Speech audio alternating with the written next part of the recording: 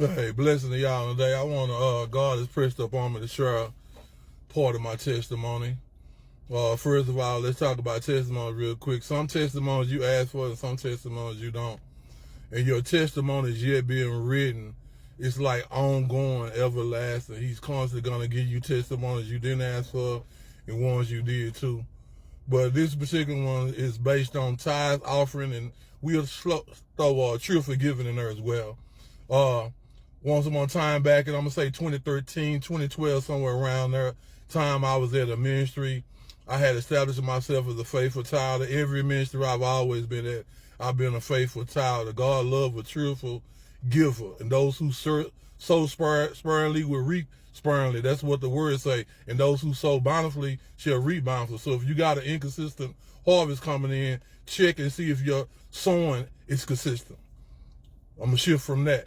So back at this time, I established myself a cheerful giver. So what happened? Life show up. Now, most of us stop tithing at times and giving what we normally give to God because of life. Life happens, a situation, unexpected car situation, unexpected health issues, unexpected your wife, your children, all type of stuff can happen where you be forced to make a decision. Do I continue to give God what is His faithfully, knowing my family needs that? That's a tough situation to be in, and it's hard, and I understand why people don't give at times because of that. I understand. I'm going to share my situation and hopefully it'll encourage y'all. So I was in a similar situation, y'all. I add everything up. I took care of rent, all this, but I got to get to work, and I live way 30 minutes away. So I got to have gas, and the gas wasn't gassing. I needed money, and I'm like, okay, I can get Lord this 50 that I'm supposed to get him. That's what I own, but I need gas and stuff for this week. So what I did, I tried to slide in 20 and keep 30 and figure out on the back end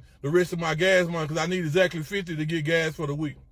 Okay, when I got my tithe envelope, y'all, filled it out and gave it, my apostle at the time stood up and he said, this ain't never happened before, but God just told me to tell two of y'all that the money y'all put in y'all tithe envelope was not y'all tithe.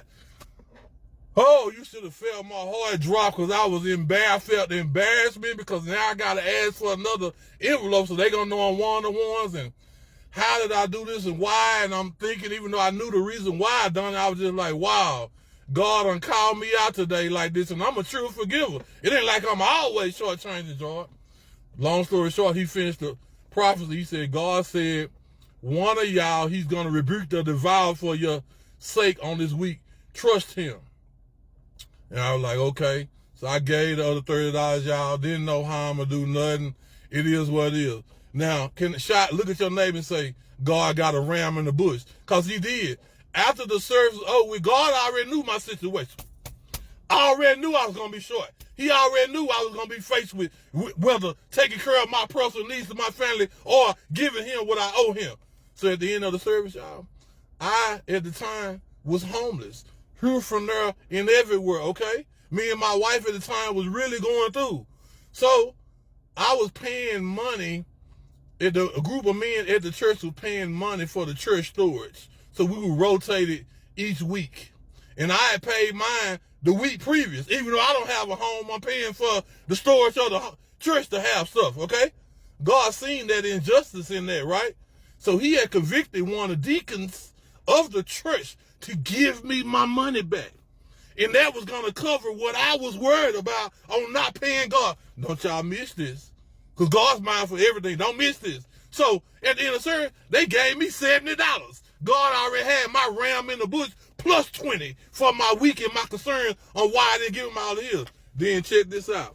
That part where he talking about God going to rebuke the devourer for one of y'all. Oh, it was for me. I'm going to tell you what happened. At the same time, I had a car. My tags out of my car, one of my brake lights ain't, all type of issues. But guess what? I got to get to work, and I've been praying, God, cover me, God. I know I get a ticket at any moment. I get pulled over any moment, God, but I got to trust you. It's hard, but it's right. You know what I'm saying? It's hard, but it's fair. One night, I'm so tired, I worked 12-hour shifts, y'all. I say it was about 3 days after the prophecy, on like a Wednesday morning or something like that, or Wednesday night, because I worked it overnight. I was leaving, and I noticed when I was getting ready to leave, everybody was going out the opposite end that we don't normally go out of. But they wasn't tired as I was. They weren't overworked as I was, so it was the police, y'all. Check this out. Don't miss this. Sitting at the top of the hill on the other side that I didn't see until I had already put my car in drive and turned the corner where he was. So I had to boldly just creep on out there. I knew he was going to be able to see tags and brake light out. And as soon as I turned down that street, he waited about a minute. He followed me maybe 600 feet, lit me up. I'm like, wow. I said, well, that's why everybody was going out the back. They saw him, I didn't. So I'm sitting there thinking like, my brake light out, my license suspended, my tags out. He finna hit me with all these tickets. Ready for this part? The officer walked up on me, and when I say his eyes was glowing, the Shekinah glory in his eyes, the glory of God in his eyes was prevalent. And I seen him. He was a white officer. His eyes was glowing blue, glowing. He asked for my ID. He said, I'm finna go run there. He said, I pulled you over because your brake light. And he said, I see your stickers on, so I'm finna go running. He came back. He said these most precious words. He said, I'm gonna let you off with a warning. He said, plus your license is suspended. He said, you do know I can take you to jail right now. I can tow your car. You can feel the glory coming up on me. And all this. But he said, I'm gonna give you a break tonight. I'm gonna act like this never happened. He simply gave me back my license and my insurance and let me go. I'm sharing that with y'all today to encourage y'all. Stay faithful in y'all giving no matter what it look like, taste like, smell like. When the math ain't mathing, I understand. When you trying to crunch them numbers, I understand. We don't know how you gonna do this or that. I understand. But I'm encouraging y'all to trust God, because he got a ram in the bush somewhere for you that you don't see. He got to rebuke the devourer for your sake somewhere that you don't see. So y'all stay encouraged and keep being a true forgiver. The Bible says God loves a true forgiver. Shalom.